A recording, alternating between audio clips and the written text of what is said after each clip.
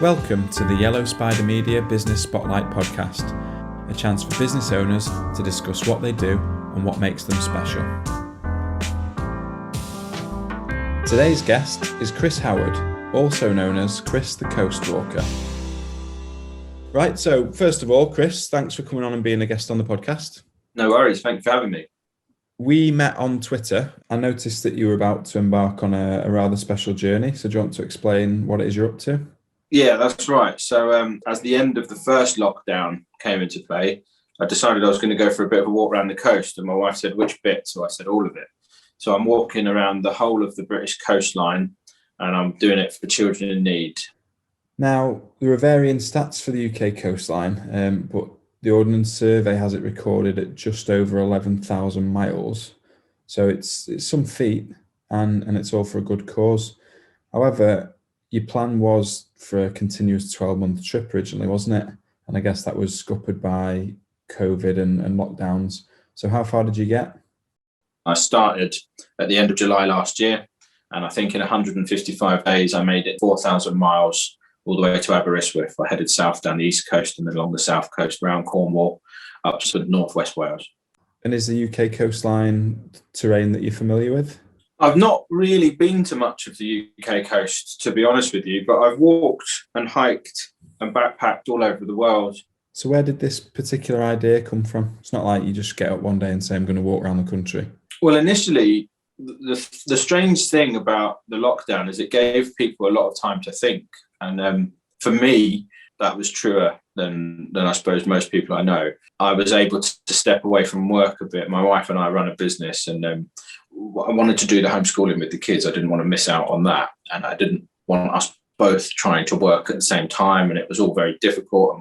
So it gave us that opportunity. And, I wanted to make a positive out of a pretty negative situation. So I started thinking, and about 2 weeks later, I said to her, okay, I think I could go for a bit of a walk around the coast. And she said, okay. And when I explained, she said, yeah, that's the one. You've got to go for it. You've got to do it. You've got to understand, my wife is incredibly supportive, and she married me off the back of knowing all of this previous stuff and experiencing a lot of it with me. And so she was happy for me to go and do it. And have they visited you along the way?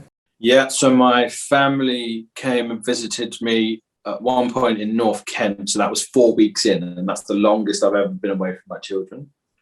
And that was tough. And so what we did is we staggered it. So the first break was 4 weeks until I saw them. Then the next one was 6 weeks until I saw them. And then it was 8 weeks.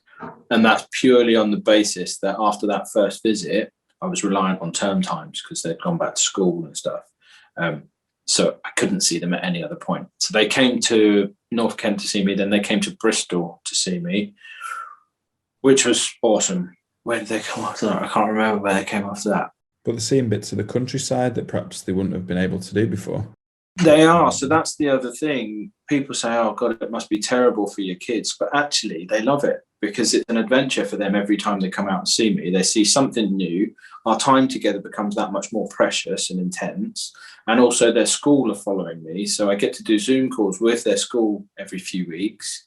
And they've plotted on a map where I'm going to be and where I'm going and stuff like that. And so the school are learning all about the journey as well, which is, it's really cool, and the school have been really supportive, and it's an amazing thing for the kids to witness, really. So tongue firmly in cheek here, but it wasn't just a case of you getting away from the wife and kids for a while. That's a question I get a lot, is how did you get away with that? It's interesting. A lot of men say, how did you get away with that with your wife? Did she let you do that? And a lot of women say, well, you shouldn't be doing that. That's not fair on your wife. And so you get like two sides of the abuse, basically.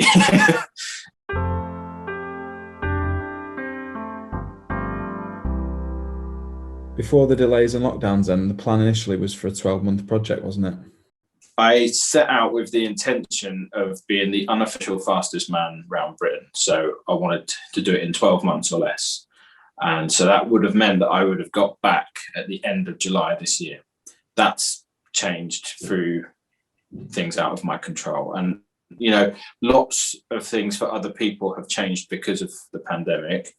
I really can't moan about the things that have changed for me in the way that others can. So I'm not annoyed about it. I just have to adapt and roll with it. It is what it is.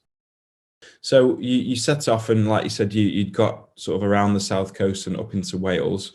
Can you remember when you started hearing about second lockdowns and perhaps the prospects of you not being able to carry on? Yeah, so with the second lockdown, I think that was what England called a 4-week fire break. And at that point, I was roughly 3.5 to 4 weeks away from getting to Wales. And Wales was still open and fine because their cases were so low. And I knew if I could get to Wales, then I could continue and I wouldn't have to stop. So I actually took the decision when England had their fire break to keep walking. And I made a video about that. And I said, I know people won't agree with this and they'll think it's a bad decision, and that's okay. And I understand that the charity won't kind of support me or advocate what I'm doing at this point. But I am 3 to 4 weeks away from somewhere where I can potentially walk another 2,000 miles. I don't come into contact with people because I'm fully self-sufficient. I carry all my gear, I carry all my food. I'm not a risk to people, and they're not a risk to me. I sleep in a tent or a bivvy bag, and I'm right on the coast. So I made that decision to carry on for that 4 weeks. And actually, I got a bit of a stomp on, and I made it into Wales a little bit ahead of schedule. So I got into Wales, it was totally fine. They let me in, no problem. And when I made it to Cardiff, I hadn't really had contact from the charity for a while or many other people because I knew I was trying to sort of stay under the radar a bit and not upset anybody. And I didn't want to, I just didn't want to make anybody angry or have an adverse effect. So when I got to Cardiff, I didn't know if I was actually doing anything good or not anymore because that plays on you, especially when you're on your own your whole time. And all those negative thoughts creep in and they just build and build and build. So when I got to Cardiff, I actually booked a room in a Premier Inn, or I think my wife booked it for me because I'd been out for 4 weeks without a wash, without clean clothes, without a proper bed. And it was just an opportunity at that point. And it's really difficult to sleep rough in built up areas and not be moved on or not upset people. Yeah. So I decided Cardiff, that would be the point. And that day I checked in and the charity rang and emailed me and said, it's the Children in Need appeal tonight on the BBC and you're going to be on it. So if you are near a television, you might want to tune in or whatever. And I said, well, that's amazing. I haven't heard from you for weeks. How has this happened? And they said, we couldn't endorse it when you were walking in England, but now you're in Wales, we're fully behind you. Amazing. So straight back into the public eye. Yeah, it was amazing. And there was a little clip of me on there, but then after that, I woke up and I'd got another email and said, so we made this for you. And there was a whole little film that the BBC had made about me. It's a few minutes long and it was all clips of things from my social media and interviews and radio and stuff. And I had no idea about it. And every time I see it, it kind of chokes me up a bit now because it's like, wow, people were actually paying attention when I felt like I was just out there on my own,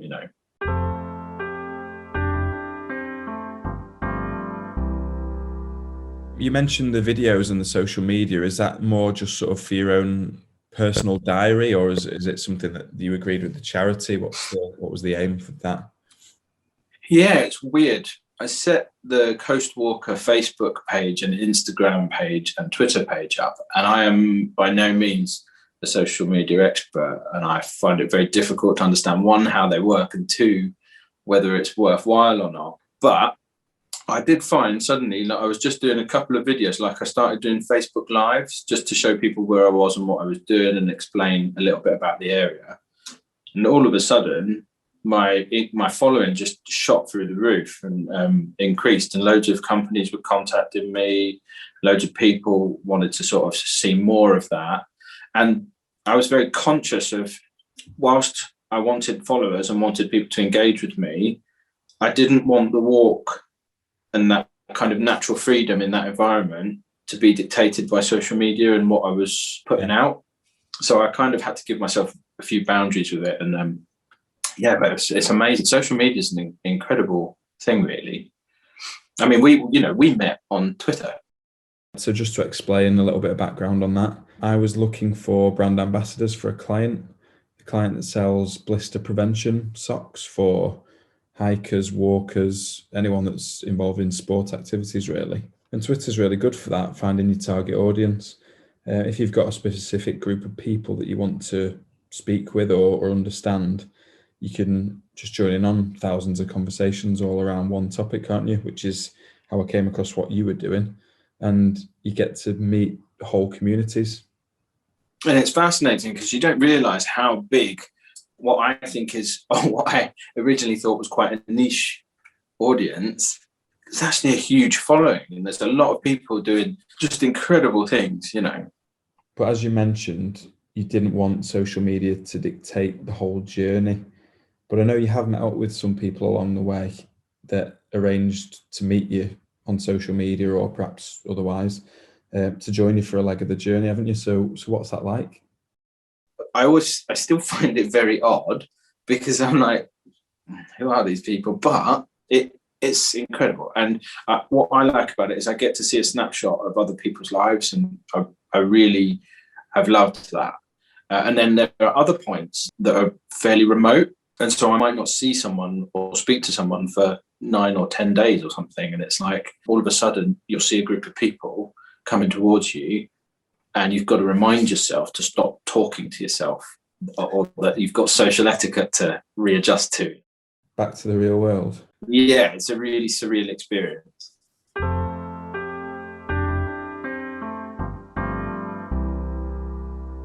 You're now able to continue, so you've walked into Wales, around the Clyn Peninsula, which I'm quite familiar with, up and around Anglesey, into England and Liverpool, and carrying on up to Lancashire. And beyond, really, Fleetwood, Blackpool, and then up into the Lake District. So originally I'd be somewhere in Scotland by now if I'd been able to continue. So I am a bit behind, and actually that does have an impact, because the reason I wanted to be in northwest of Scotland late February, early March, is that I would have avoided all the midges on the west coast, because it would have been too cold still. But I'd have been going into warmer weather as I got further north and then coming back down. Now I'm going to be going in the height of summer, and the midges are going to be rife, and I'm going to spend the whole time with my face being eaten alive. And I likely won't get out of Scotland until the winter. So that's become a bit of a challenge in itself. Just that time frame has changed. So still a long way to go, both in terms of mileage and fundraising. So if people want to sponsor you, what's the best way for them to do that? Is it on the website? Yeah, so the best way to support me is, you can do it via all my social media channels, but if you go to my website, which is thecoastwalker.com, there's various links. All the social media links are on there, but then there's the Just Giving page link as well. So any money donated via that link goes straight to the charity. And I'm very, very grateful to all the people that supported me so far. And it's amazing because I've raised just over £23,000 now, and I've still got a hell of a long way to go, really. 23 grand though, that's really good. So do you think you'll finish this year? If I can finish in November, that will be again the second Children in Need appeal that I've run through. So that might be. Yeah, that's good. Another bit of coverage for you and the charity. So yeah. Well, that would be good, but I don't know if they'll be as interested in me this time around. But I mean, you never know. I'm sure they will, as will we be. Chris, wish you all the best of luck for the rest of your journey. We'll keep an eye on what you're doing on social media. And we'll get, hopefully you get a lot more donations for a great cause. Thanks very much for having me, John. Appreciate it. Thanks for listening to the Yellow Spider Media Business Spotlight podcast. If you'd like to be a guest on the show, please get in touch at www.yellowspidermedia.com.